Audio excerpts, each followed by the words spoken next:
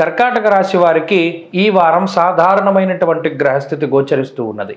ప్రత్యేకించి ఈ రాశి వారికి లాభస్థానమందు ఉన్నటువంటి గురువు, లాభస్థానంలో సంచరించేటువంటి చంద్రుడు, ఈ రెండు గ్రహాలు మాత్రమే అనుకూలమైనటువంటి గ్రహాలుగా చెప్పవచ్చును.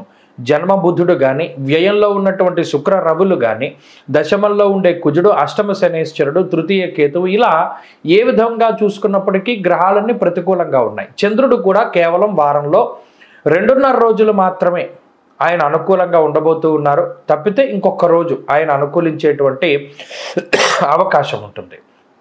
కర్కాటక రాశి వారికి ఇప్పుడున్నటువంటి ఈ గ్రహస్థితి ఆర్థికంగా మనం చూసుకున్నట్టయితే రవి వ్యయంలో ఉండడం, జన్మ బుద్ధుడు ఉండడం, స్వస్థాన నాశనం చేయవ బంధురోగో ధనక్షయం అంటూ ఉన్నది శాస్త్రం. అనగా మీ సొంత ఖర్చుల కన్నా ఇతరులకై మీరు ఖర్చు పెట్టేటువంటి ధనం కొంత ఎక్కువగా ఉంటుంది.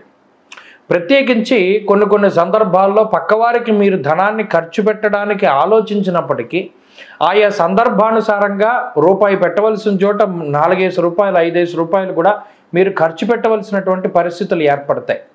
నా దగ్గర డబ్బు లేవు, నువ్వు ఇవ్వి, ఇంటికి వెళ్ళాక నీకు ఇస్తాను, లేదా తర్వాత నీకు ఇస్తాను. అదేవిధంగా కొంత ఎక్కువ స్థాయిలో మీరు బంధువులకు కానీ, స్నేహితులకు కానీ, లేదా సన్నిహితులకు కానీ ధనాన్ని మీరు సహాయం చేయవలసినటువంటి పరిస్థితులు ఏర్పడతాయి.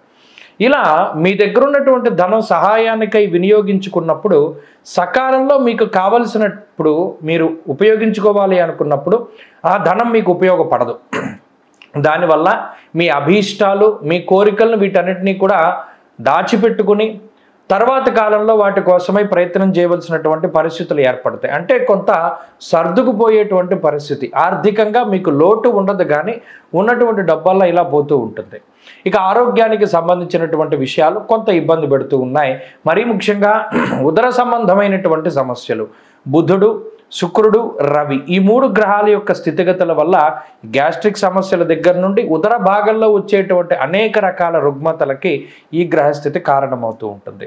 అలాగే కుటుంబానికి సంబంధించినటువంటి విషయాలు కొంత మిశ్రమంగా ఉన్నాయి. కుటుంబ సభ్యుల యొక్క సహకారం అనేటువంటిది అంత పూర్తి స్థాయిలో లభించడానికి ఆస్కారం ఉండదు. మీరే సొంతంగా కష్టపడవలసినటువంటి పరిస్థితులు ఏర్పడతాయి. అలాగే జీవిత భాగస్వామికి, సంతానానికి సంబంధించినటువంటి ఆరోగ్యం పట్ల శ్రద్ధ అవసరం. ఉద్యోగము, వ్యాపారము లాంటి వాటిల్లో కొంత ఒత్తిడి అధికంగా ఉంటుంది. అయినప్పటికీ ఉద్యోగ వ్యాపారాల్లో సమస్యలు అనేటువంటి దాన్ని ఖచ్చితంగా మీరు అధిగమించగలుగుతారు. విద్యార్థులకి గ్రహగతులు మిశ్రమంగా గోచరిస్తూ ఉన్నాయి. విదేశాల్లో చదువుకునేటువంటి వారికి మాత్రం ఈ గ్రహస్థితి కలిసి వస్తుంది. స్త్రీలకు ప్రత్యేకించి ఈ గ్రహస్థితి మానసిక ప్రశాంతతకి కారణమవుతుంది, ఎదుగుదలకి అవకాశాన్ని ఇస్తుంది.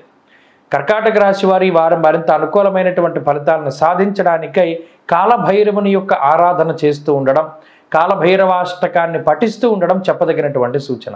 ఈ వారంలో కలిసొచ్చేటువంటి రోజు గురువారంగా చెప్పవచ్చును.